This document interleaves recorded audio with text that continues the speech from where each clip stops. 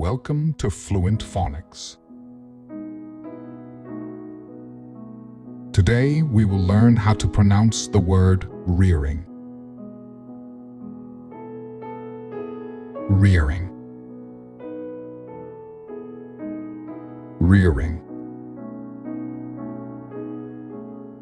Rearing.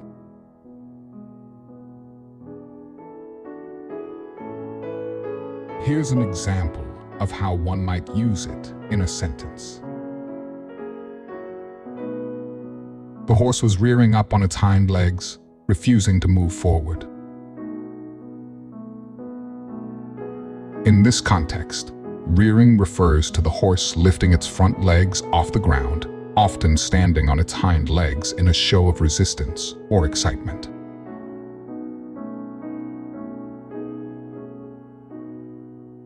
Thank you for your time. If you enjoyed this, please like and subscribe for further content.